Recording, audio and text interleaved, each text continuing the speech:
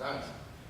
O nosso objetivo aqui está estabelecendo mais uma continuidade dessa paralisação que já afeta a universidade já há praticamente 2 meses. Nós estamos hoje no dia 15, desde o dia 19 de maio, aqui nos dias, nós estamos com um movimento de greve dos servidores técnicos administrativos, segmento ao qual eu pertenço, e também a partir do dia 29 também com os docentes também estudiantes também na greve também os estudiantes.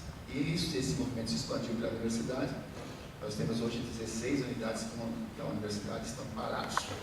E nós estamos com esse, até agora, que permanece um impasse, tendo em vista que o fator motivador foi vamos colocar assim, o não reajuste deste ano, nem sequer a reposição das perdas inflacionárias do período de 2013 a 2014.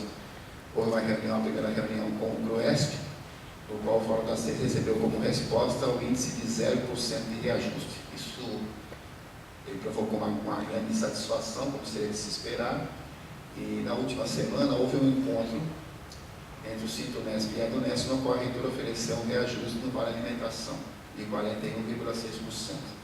Mas também ainda não trouxe nenhuma perspectiva de discussão da pauta unificada, que é a que une as 3 universidades.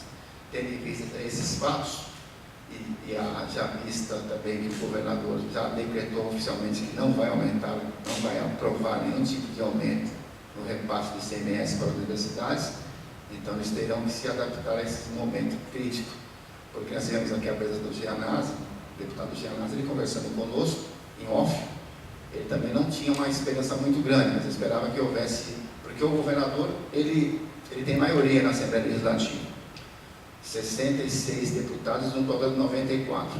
Então é muito difícil aprovar alguma coisa na Assembleia Legislativa que seja contrária aos interesses do governador. Então nós temos uma situação nesse momento, uma situação difícil. Me parece que a situação da Unesp nesse momento é que está um pouquinho mais confortável, não tão confortável, mas um pouquinho mais confortável. Já visto essa última postura da reitora em exercício, que colocou esse reajuste do vale alimentação. Mas a discussão que se coloca hoje é sobre reajuste salarial, não do reajuste da pauta específica, que seria global essa questão do vale alimentação. E também os estudantes estão mobilizados. Hoje está havendo um encontro na cidade de São Carlos, com o encontro estadual dos servidores técnicos administrativos. Nós enviamos os 4 representantes daquele estudo de artes para esse encontro. E o encontro começou às 10 horas de hoje e vai se estender agora até 15 horas. Eles, evidentemente, trarão a posição que está sendo defendida pelo Sintunesp.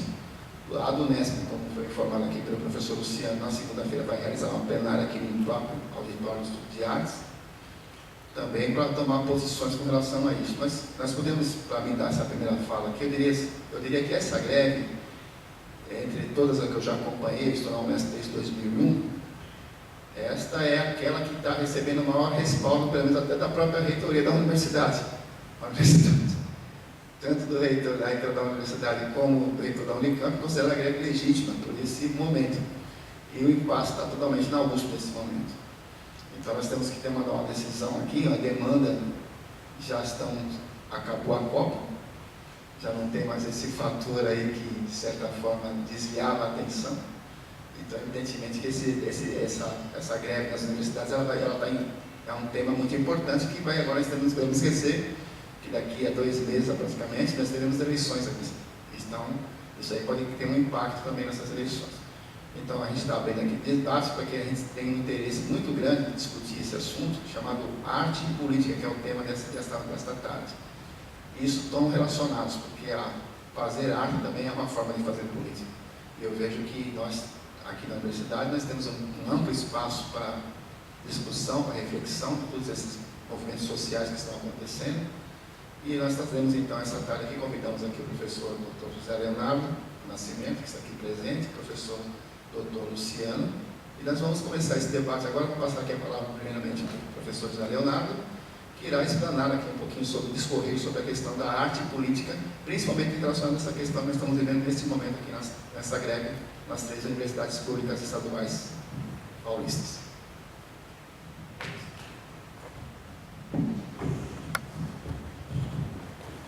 Bem, alô. Bem, de fato, nem precisaria do microfone, mas vou falar no microfone que tem que gravar, né? Tá bom? Esse microfone aqui não está legal?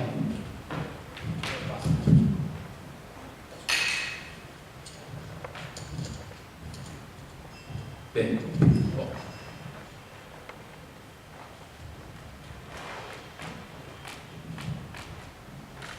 Fico aqui, ó. Tá legal? Porque eu acho que o fio não vai até lá. Tá bom? Bom, então, eu acho que primeiro eu vou começar a dizer uma obviedade. Eu espero que elas não permaneçam durante os 15 minutos. Né? A obviedade não permaneça. É que o assunto... Bom, primeiro eu quero agradecer aos organizadores, ao Gilberto, ao Luciano, ao Sérgio, ao pessoal, ao professor Paulo, pelo convite. E eu acho que é um tema realmente bastante interessante, muito complicado. Então, é muito difícil a gente falar em arte política em 15, ou 12, ou 13, ou 14 minutos, tá legal? Mas, no entanto, como nós estamos aí no período de manifestação, de participação política, esses momentos, eles são particulares, né? Porque levam a gente a encarar esses temas e a tentar discuti-los e a falar sobre isso. É possível que talvez durante o ano, regularmente, a gente toque um pouco desse assunto.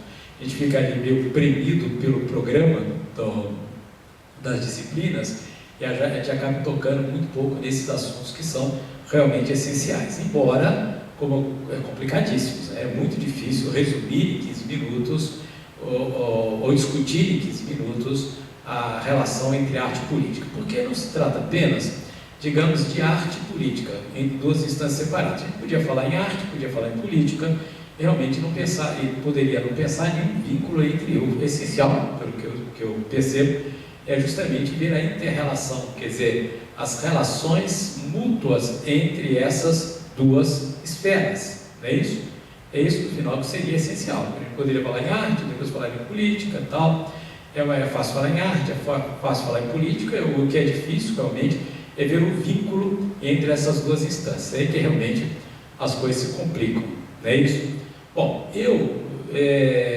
o Walter Benjamin, aquele teórico tal, lá da Escola de Frankfurt, ele tem um texto que a gente trabalha aqui no Instituto de Artes, inclusive na graduação, que é a obra de arte na época de sua reprodutibilidade técnica, que é um texto realmente clássico, não é isso?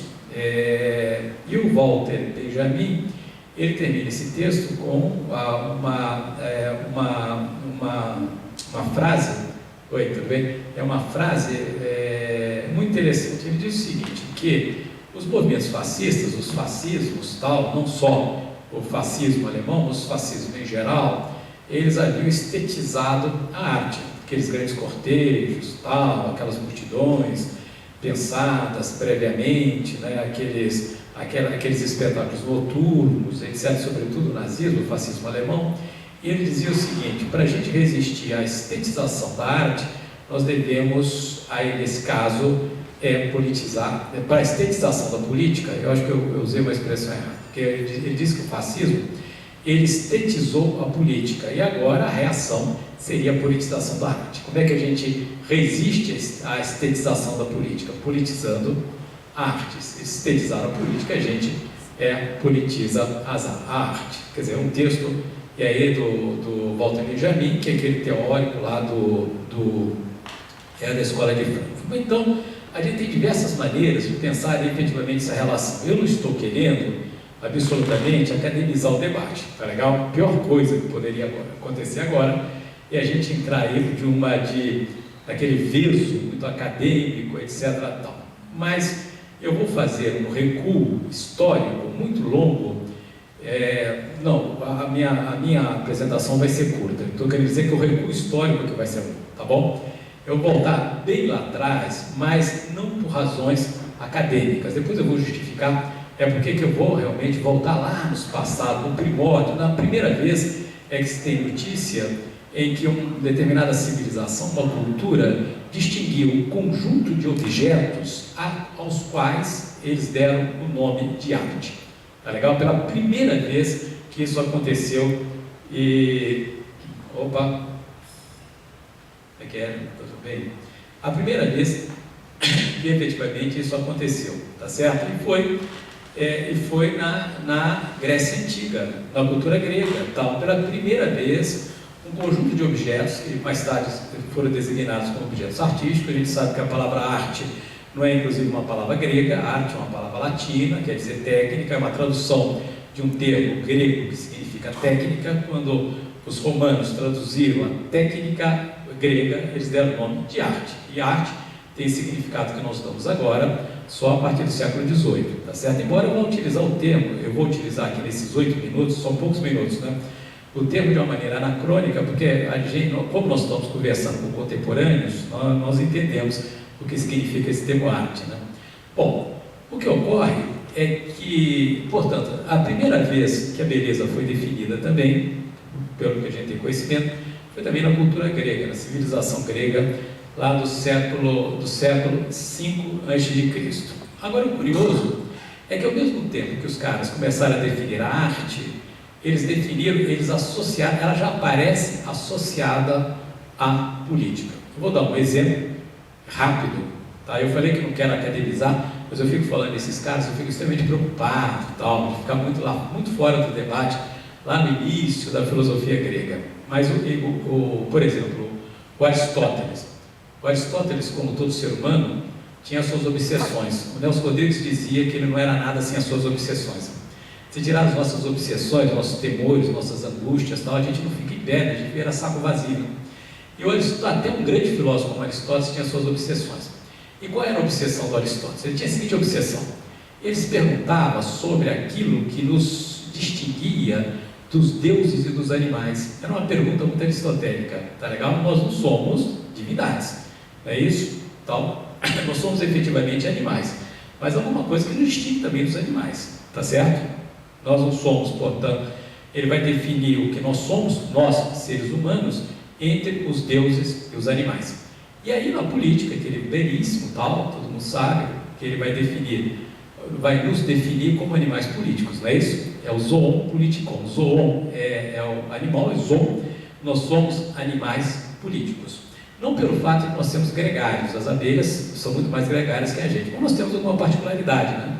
É que nós conseguimos, devido à nossa linguagem, elaborar aí noções abstratas, gerais, nós temos ideia de certo, de errado, de justiça, nós criamos leis, estabelecemos leis, tal, regramos a nossa vida coletiva, tal, e portanto nós somos zoon politikon, nós somos animais políticos. Os animais não são políticos, nós somos animais políticos. Os deuses também não. Um deus basta a si próprio, ele pode viver sozinho, uma divindade, mas nós seres humanos não. Uma fera também pode viver sozinho, uma ave de rapina, mas nós seres humanos não. Nós somos, portanto, aí os animais políticos. Além de animais políticos, no outro livro, respondendo ao Platão, que era o seu mestre, ele diz também que nós somos animais artistas, que tem uma coisa que nos separa dos animais, é que nós somos imitadores, como os animais não são. Os animais imitam, mas nós temos uma plasticidade, uma capacidade extraordinária de imitar, e portanto nós somos artistas. Então, o que nos define é o fato de nós sermos animais políticos e animais artistas. Nós somos animais, sem dúvida, não somos deuses, né? Mesmo porque, como dizia Homero, os deuses são imortais e felizes. Nós somos mortais e infelizes. Nós somos profundamente infelizes. Talvez pelo fato de ser mortal também, não sei. Mas de qualquer maneira, você tem aqui o zoon politikon e o animal artista e o animal político, tá certo? E o Aristóteles, ele procurava responder ao seu mestre, que o Aristóteles é o primeiro filósofo antiplatônico, é o primeiro filósofo antiplatônico discípulo do Platão. O discípulo do Platão foi o primeiro grande antiplatônico, né? Ele procurava responder ao Platão, o que ele tinha estudado durante muito tempo na academia platônica, justamente no caso específico da poética do Aristóteles, as observações que o Platão tinha feito sobre arte. E quais as observações? O Platão também tinha uma obsessão. Eu vou terminar. A obsessão do Platão é a seguinte: a obsessão do Aristóteles é o seguinte: o que nos define? Nós não somos deuses nem animais. O que nos define? E a obsessão platônica é a seguinte: como é que nós podemos refundar a polis? Como é que nós podemos pensar na refundação da cidade? No caso específico da cidade grega, polis. Uma polis, uma cidade que não executa o seu grande filósofo, porque Atenas havia executado Sócrates, né? Isso de execução do Sócrates. Como é que nós podemos refundar a polis, uma polis que que não mata o seu grande pensador. No final, essa é a questão colocada pelo Platão. E nessa polis refundada, segundo Platão, não haveria lugar para os imitadores, para os artistas. Tá legal? Não há lugar. Nós sabemos muito bem que no final da República, no livro 10º, ele diz claramente, no diálogo do Sócrates com Glauco, que a gente vai deixar os artistas fora as cidades eram muradas, tinham as portas, né? A gente vai colocar os artistas fora dos muros e vai fechar a porta. Não há lugar para arte e artistas numa cidade que não executasse o Sócrates, né? Nós sabemos que o primeiro diálogo do Platão é o Sócrates se conversando no Apologia de Sócrates, Sócrates conversando com o artista. O Sócrates vai dizer que aquele cara é um assoberbado, é que ele é um indivíduo que se dá uma importância, ele é um entusiasmado, no sentido de que in é dentro e tel é Deus, né? Quer dizer, ele age como se tivesse Deus dentro dele próprio, porque ele é um grande artista, ele imagina saber de tudo e poder falar sobre tudo.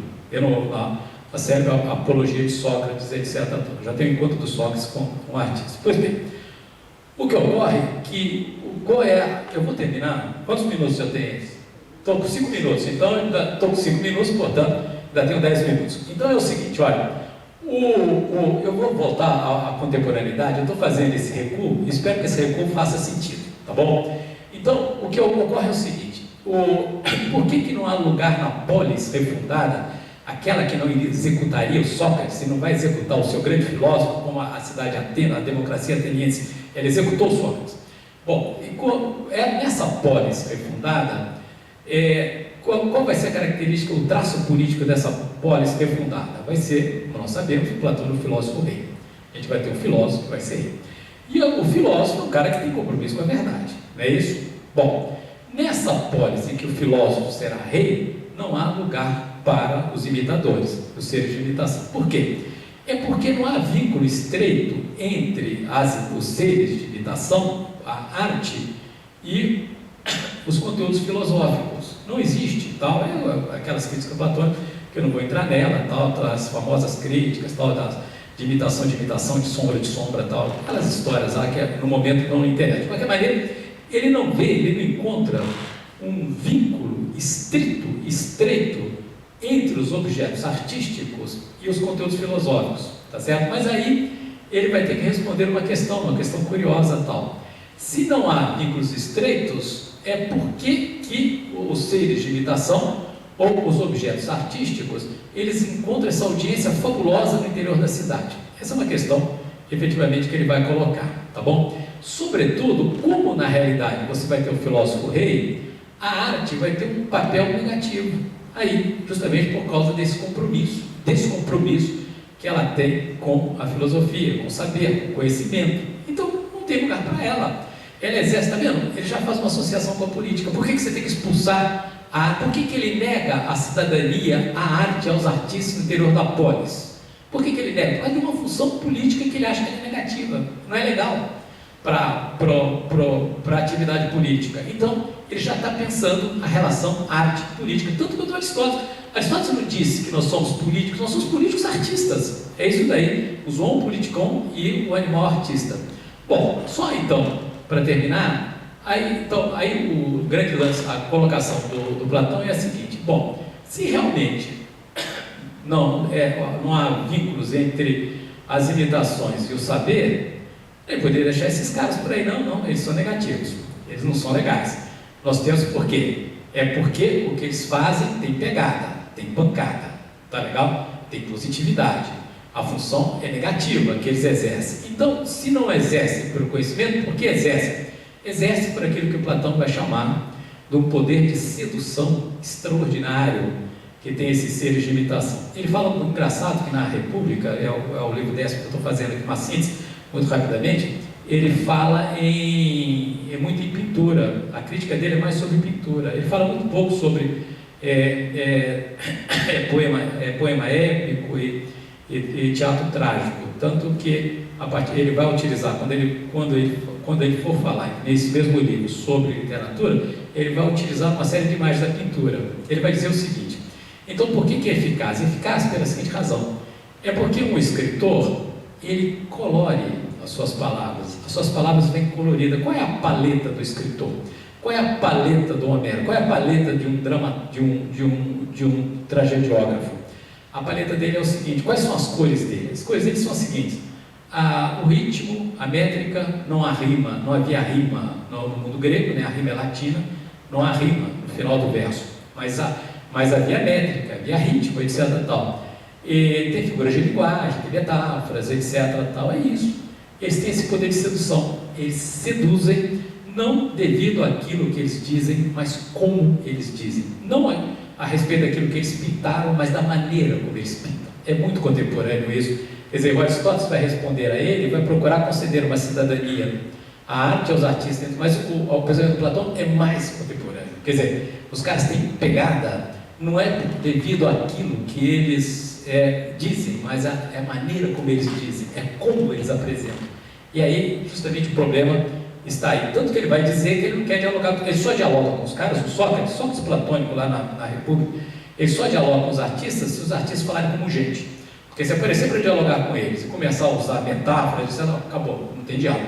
Eu dialogo com vocês, mas vem falar como todo mundo fala. Então, porque ele é um filósofo, né? Depois que ele excluiu tal, o filósofo tem que apresentar os seus argumentos. Pode ser que ele tenha errado, estou a fim de receber os caras, mas eles não podem chegar aqui como artistas, porque aquele poder de sedução que efetivamente eles têm. Bom, eu vou chegar aí, então, quais são as conclusões que eu diria que talvez pudesse chegar até a contemporaneidade. Primeiro é o seguinte, primeiro aspecto.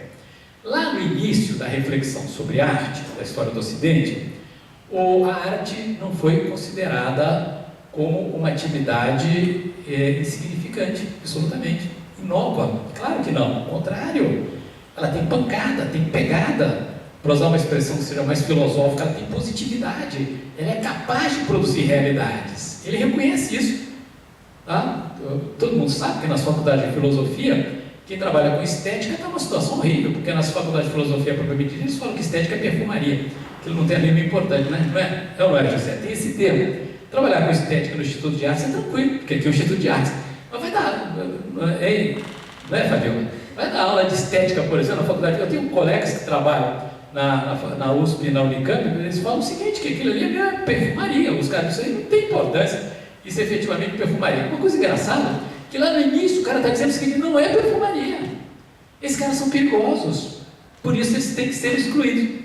Então você reconhece o papel político das artes, ele reconheceu, embora nesse quadro de desclassificação. O segundo aspecto, ele acha que essa positividade, ela está vinculada, para usar uma expressão contemporânea, o estilo, a maneira como os caras efetivamente, não aquilo que eles pintaram, mas a maneira, as cores da sua paleta, digamos, tal. Tanto que um literato, ele colore com palavras, ele vai usar realmente essa expressão no livro dele. Então, é o estilo, é isso que é fundamental. O terceiro aspecto é que, bom, o terceiro aspecto eu não estou me lembrando, mas eu sei que tinha um terceiro aí, mas de qualquer maneira é o seguinte, no momento que ele excluiu, ele reconheceu o poder político dos seres de imitação. É por isso que exclui. É nesse sentido que ele exclui. Tirando alguns desdobramentos disso, é o seguinte, o primeiro aspecto é o seguinte, se as manifestações artísticas não têm nenhum poder, se estão realmente objetos inúteis, inócuos, tal, sem nenhuma pegada, sem nenhuma pancada, etc. tal, por que no quadro da filosofia platônica é a exclusão? Não vou associar o Platão absolutamente esses regimes totalitários contemporâneos, mas por que nos regimes totalitários contemporâneos, por que nas ditaduras, nós saímos recentemente de uma ditadura, e por que eles proíbem? Se absolutamente não tem pegada nenhuma, por que proibir? Se não tem pegada, se não tem importância. Por exemplo, durante o nazismo, você tinha ali as exposições de arte degenerada, que era o expressionismo, não é isso? Inclusive tinha quase do Lazar Segal. Bom, não só as exposições de arte degenerada na Alemanha, mas também na França. Na França, sob a ocupação alemã, tal, né, os colaboracionistas franceses, eles fizeram exposições em Paris de arte degenerada. E a arte degenerada era, sobretudo, ali a arte expressionista, tá certo? Então é o seguinte, se não tem absolutamente função política nenhuma, por que as ditaduras e os regimes totalitários, eles proíbem e fazem exposições efetivamente sobre arte degenerada? Essa é a primeira decorrência Por isso que eu fui lá atrás, tal, digamos, daquele ponto de vista que eu puxei lá do Platão, a princípio da história ser diferente, etc. Tal, mas não interessa no momento. O segundo aspecto é o seguinte: como ele disse, os caras, o porquê que o Platão desclassifica? Porque ele vai medir as artes a partir do conhecimento filosófico, tá legal? Bom, se ela não está vinculada, não tem esse compromisso com o conhecimento filosófico, então, por que ele é eficaz? Por causa dos seus procedimentos. Tem um texto do Adorno, da Escola de Frankfurt, em que o Adorno diz, ele analisando a arte de vanguarda, ele disse que a arte de vanguarda, que também já ficou no passado, né? Já está outro lance aí, mas ele estava se referindo lá, estava analisando os movimentos de vanguarda no início do século XX, é que a arte de vanguarda, ela experimentava o movimento da revolução social naquilo que é específico no universo da cultura. É porque ela está no universo da cultura, quando você tem uma ruptura social, uma ruptura política, uma ruptura revolucionária, não é isso? Todos os poderes anteriormente tal, são derrubados, e aí você tem instauração, pelo menos teoricamente, de novas formas sociais, políticas, econômicas, culturais e tal. E o Adorno dizia que a vanguarda fazia isso, mas ela fazia isso naquilo que é específico às artes, quer dizer, ela estava constantemente destruindo códigos artísticos anteriores. Então ela tinha um movimento que era próprio à revolução no interior digamos, dos movimentos culturais, tá legal? Bom, em suma, o que ele reconhecia que a grande revolução das vanguardas, ela ocorria do ponto de vista formal. Você, na verdade, uma vez que alguns códigos artísticos se consolidam, você tem uma oposição a eles. E esse era um movimento, quer dizer, a expressão que ele disse é que as vanguardas carregam tensão. E essa tensão vanguardista era uma tensão revolucionária. Por que eu estou dizendo isso? É porque se você considera que o fundamental é efetivamente a maneira como é dita, uma arte abstrata ela pode ser altamente revolucionária, não é isso? Porque ela tem essa capacidade de transformação e de mudança. Você pode ter um quadro abstrato e revolucionário, tá legal? E a última, simplesmente para concluir, no momento em que os regimes políticos, estados, ditadores, não só, não é isso, mas regimes, governos, etc. tal, eles proíbem, eles estabelecem restrições, eles politizam, eles acabam politizando as artes. Por exemplo, um exemplo banal, você tem a exposição de arte degenerada na Alemanha nazista, não é isso? E também nas áreas, e também em outros países europeus, era sobretudo expressionismo. Naquele momento, fazer um quadro expressionista é altamente político e altamente revolucionário, no momento em que você tem um regime político que proíbe e classifica o expressionismo como arte degenerada. Tá certo? Tudo bem? Não sei se eu efetivamente consigo me explicar. Se as artes não tivessem nenhuma relação política, no momento em que os políticos, as situações políticas, os poderes estatais, governamentais, etc. tal, entram em campo para dizer o que é arte, ou o que não é arte, ou o que é arte legal, ou o que não é, eles acabam politizando as manifestações artísticas. Não é isso? É quase uma história, só para terminar, um exemplo bobo que está me aparecendo na cabeça, é quase que a situação do futebol no Brasil. A Dilma disse que não tem relação nenhuma entre futebol e política. Mas no momento que os chefes de Estado, os poderes políticos brasileiros, entendem que o futebol tem uma função política, ele acaba tendo, porque os caras vão pautar as suas atitudes, as suas a partir daquilo que eles imaginam que efetivamente exista. Não sei se eu consigo me explicar. Então, no momento que o cara diz o seguinte, é que certas formas de arte não podem existir dentro de alguns regimes, eles acabam trazendo a política para as manifestações artísticas. Tá legal? Então, se eu pintar um quadro expressionista em 1934, 1935, 36 e tal, ou até na França, durante a ocupação, era um ato altamente subversivo e revolucionário. Tá legal? Eu só queria terminar assim, depois eu queria passar umas imagens, eu vou deixar de lado e tal, mas aí seria um interesse mais estritamente histórico. Eu queria falar um pouco do neoclassicismo, a relação do neoclassicismo com as revoluções, há texto do Marx, dos 8 Brumário do Marx e vários outros, em que ele mostra que o neoclassicismo nós temos uma visão do neoclassicismo, coloca o neoclassicismo ali no final do século XVIII, por exemplo, tá legal? O conteúdo revolucionário do neoclassicismo, tá certo? Eu queria, um dia, no futuro, a gente vai continuar se encontrando aí, eu gostaria muito de discutir aquele quadro